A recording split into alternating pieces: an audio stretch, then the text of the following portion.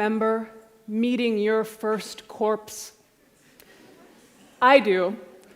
I was 23 years old and had just taken a job at a crematory.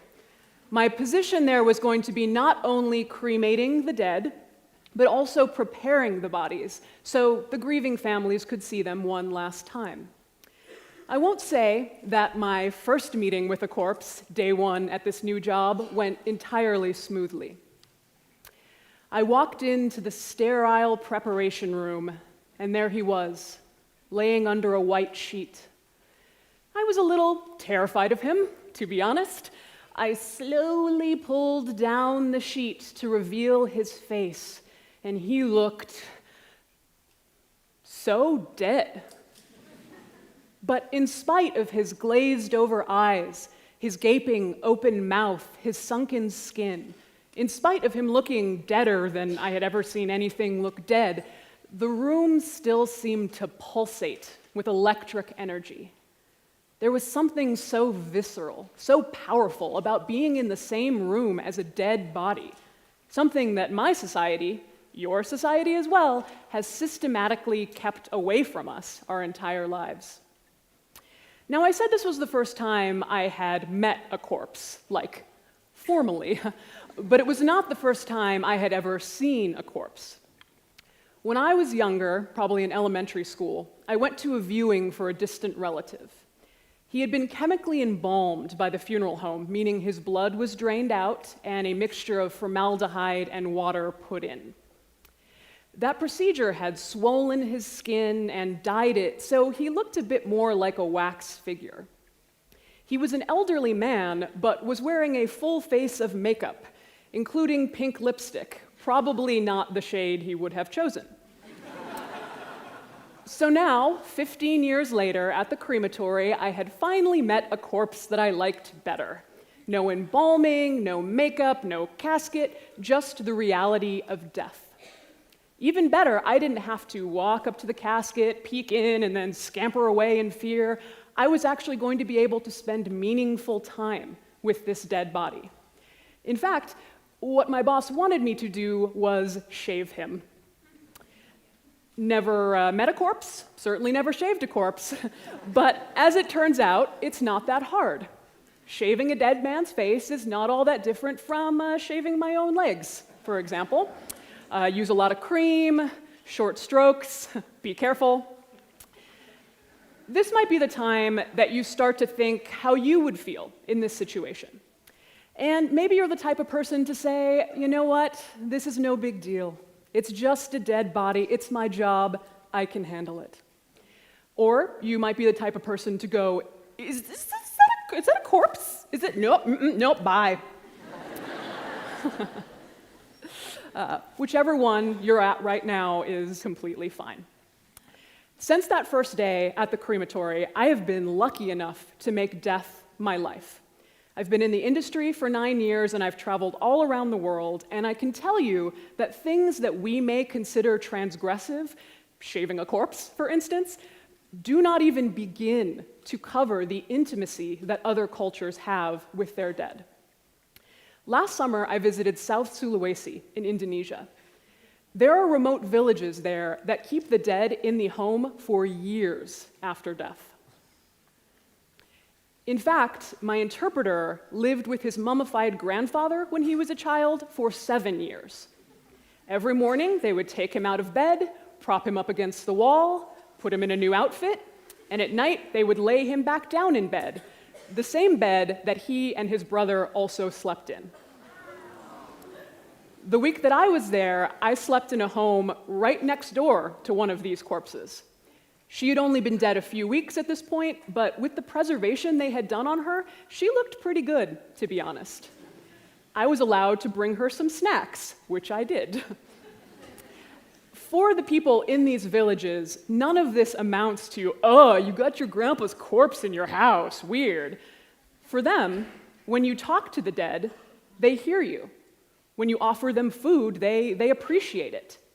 This is not something out of the ordinary. These are your relatives. These are members of your community, and they deserve to be treated as such. In the West, we have never had quite this close a relationship with death, And I'm not suggesting that bringing all the mummies back into our homes is what we need to do to fix our very broken relationship with death. But before the professionalization of death care, before we began to pay people to take care of our dead, we really were much closer with them than we are now. In the past 100 years, we've outsourced our death. It's out of the hands of the families and into hands of the professionals. And in that transition, there have been some pretty big myths associated with the dead body. Scandalous, scurrilous accusations, if you ask me. The first is that the dead body is not safe. It is.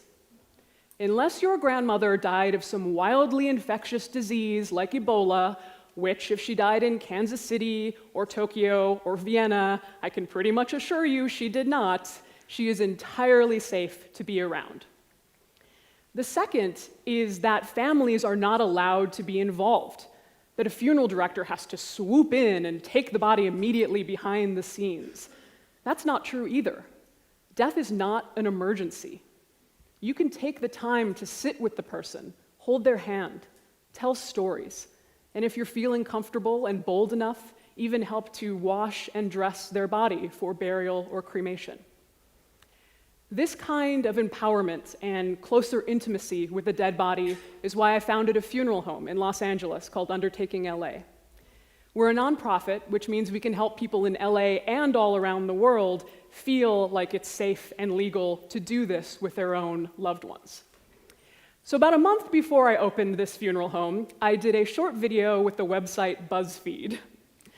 In it, I explained pretty much what I just explained to you now, completely safe, completely legal to take care of your own dead. I did this in front of a simple black backdrop with some animations created by their staff. It was a pretty tame, uncontroversial video, or so I thought. We've been doing this, as I said, in the West for a while. What I was describing was nothing more than a simple home wake. In fact, what humans have been doing for thousands of years. In Jewish culture, it's the Shemirah, respectfully guarding the dead from the time of death until they're buried.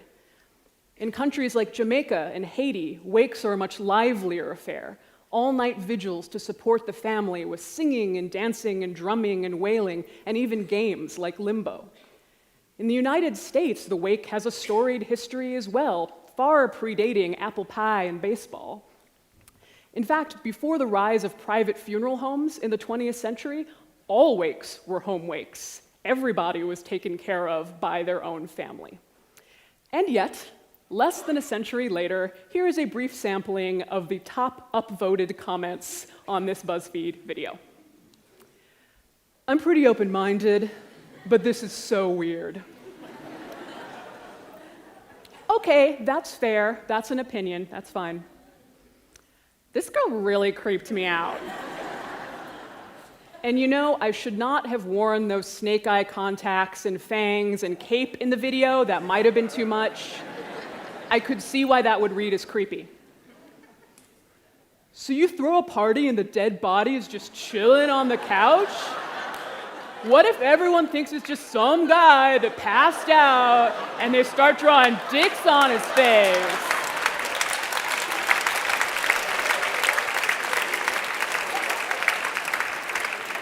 Oh, excuse me, LOL.